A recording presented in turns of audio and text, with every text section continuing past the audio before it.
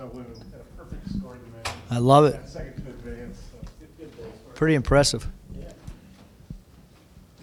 Everybody good? All right, Coach, would you start off with a brief statement? Yeah, just congrats to the cross country and big soccer game tonight. And then obviously we're getting ready for tomorrow, and hopefully we'll have a good practice today. A little sluggish yesterday, but we'll get back at it today and hopefully have a good practice.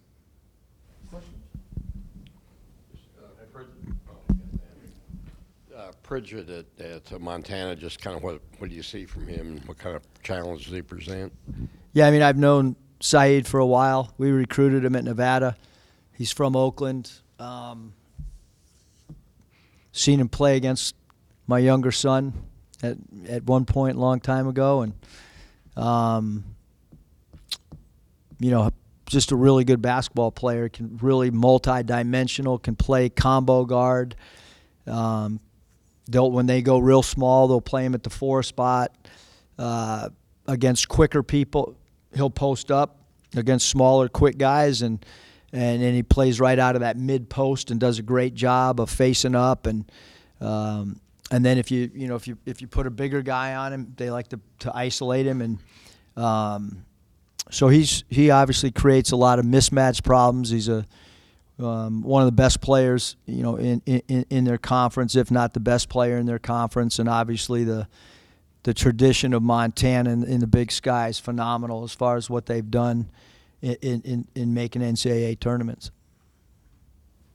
North Texas obviously slowed it down. I guess Rice played a little more up-tempo. What kind of pace do you anticipate Montana wanting to play or try to make you guys play? Yeah, I'm not really sure because it's just a small sample size of 2 games, and obviously you can watch. We've all watched the Stanford game a lot.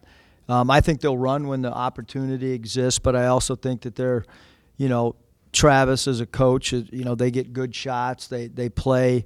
They're well coached, so they're not just going to run up and down, but they're also not strictly a slow tempo game where they're milking the shot clock every possession like North Texas. So, and Pritchard's really good in transition, and obviously, they have some guys that can really shoot the ball. Kendall Manuel is a very, very good shooter. So I think they'll just kind of, opportune score whether they got the break or have to play in a half court.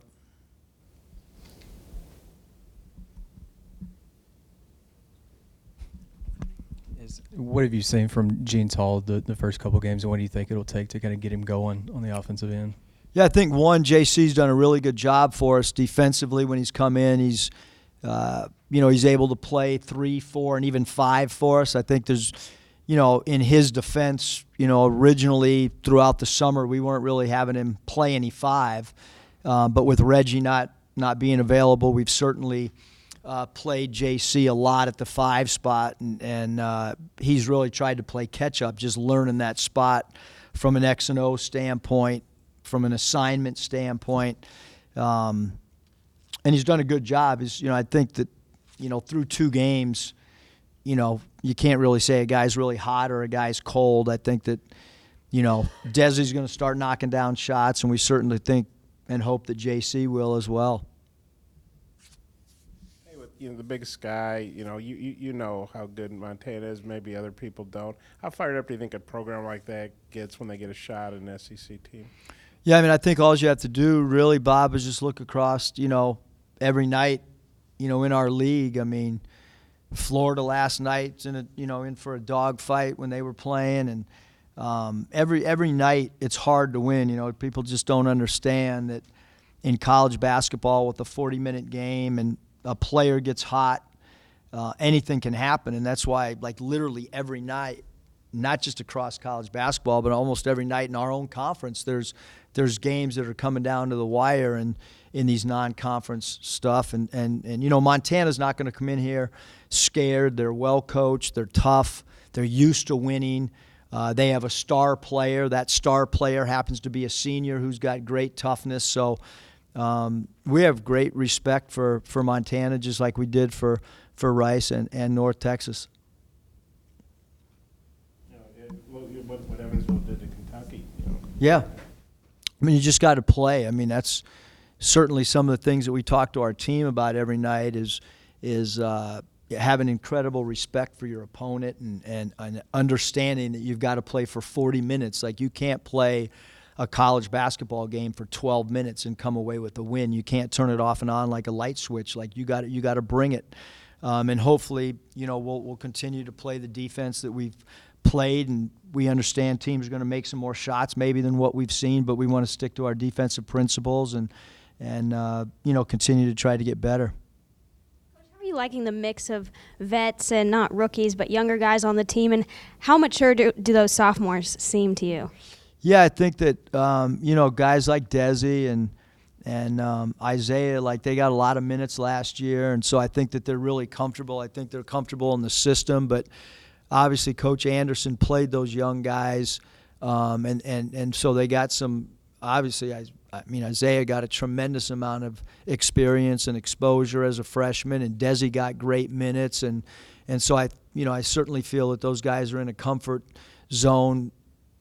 Some sophomores are just now getting kind of their feet wet with playing time, but those two guys got extended minutes last year, and so I feel like even though we've only played 2 games into their sophomore year, those two guys have done a good job. And then it's not easy mixing like grad transfers like JC and Jimmy Witt and Jalen's roles change now coming off the bench with Jimmy, and but that's what, in team sports, that's what you've got to be able to do, is you've got to be able to accept roles, and you can continue to fight to change your role during the course of practice and during the course of games.